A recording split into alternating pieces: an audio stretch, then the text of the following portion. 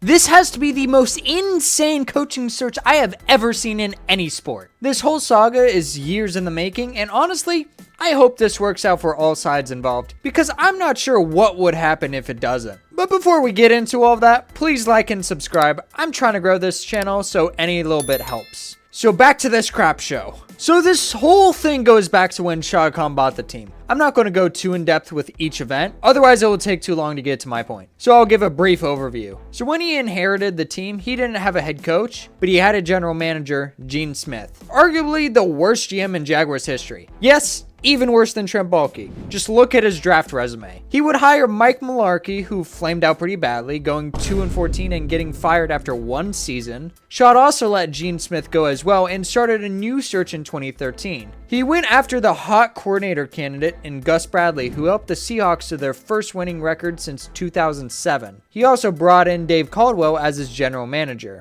Gus Bradley did not pan out, to say the least. He went 4-48 in 4 seasons. He was given a longer leash than he deserved, but that's sort of the trend with Shad Khan. Instead of doing a full clean house, Shad instead decided to keep Dave Caldwell and hire from within. Doug Marrone went from interim head coach to a full-time head coach. And hey, it seemed to work out briefly. Jacksonville would emerge in 2017, seemingly giving new life to this franchise. But things would go south when they hired former Jaguars head coach Tom Coughlin. This move was meant to give stability to the franchise, but ended up destabilizing it. Tom Coughlin would beef with players on the team, giving out fines, and overall made a toxic culture. And after a disastrous 2018 season, things got much worse. Star cornerback Jalen Ramsey would request a trade, and the NFLPA would put out a statement warning players from signing with Jacksonville. This was a massive embarrassment for Shad Khan, and he would fire Tom Coughlin soon after. But the damage was already done. After another poor season in 2019, Dave Caldwell would blow up the team and trade or release multiple star players like Calais Campbell, AJ Boye, and others. After achieving the #1 overall pick in 2020, both Doug Marrone and Dave Caldwell would be fired. Now this is where we get to current events. Before the 2020 season,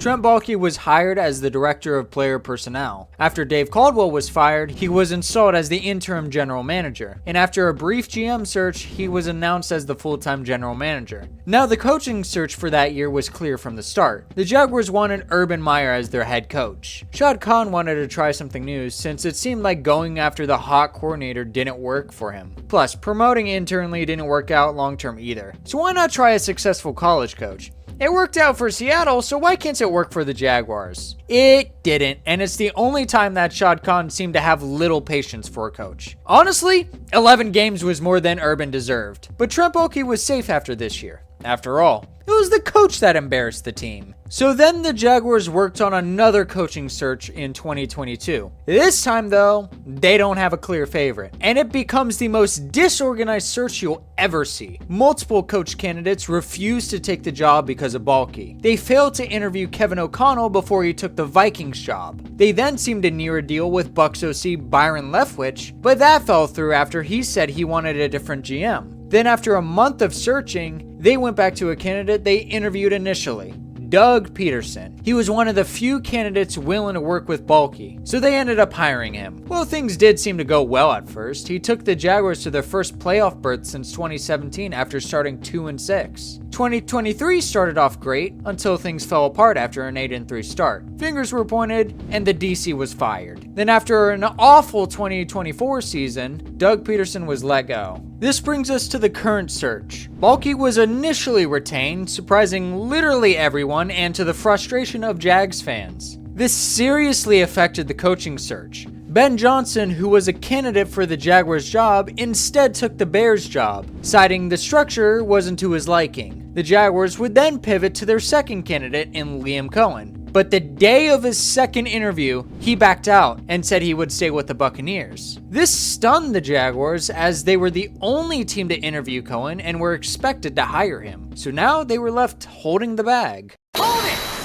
In a surprising turn of events, they do end up firing Trent Baalke, despite Shad Khan trying everything he could to keep him on board. But he also thought that keeping Trent Baalke wouldn't affect the coaching search, which anyone with a brain could tell you it would. And when his top coaching candidates both said no to his face, he, to his credit, decided to change course. And with the firing of Trent Baalke, they are now expected to sign Liam Coen as their new head coach. Getting Coen to change his mind is an insane saga all on its own. On the Monday of the week of his interview, he was offered a contract by the Buccaneers to be the highest paid coordinator in the league if he didn't take the Jaguars' second interview. Since he didn't want Baalke as GM and possibly to get an even better contract from the Jaguars, he decided to leverage the Bucs' offer. This forced Shad's hand to fire Baalke. After Baalke was fired on Wednesday, Coen got in contact with the Jaguars again. He ghosted the Buccaneers, who expected him to sign the new contract on Thursday. The reason he cited was he was taking his kids to a doctor's appointment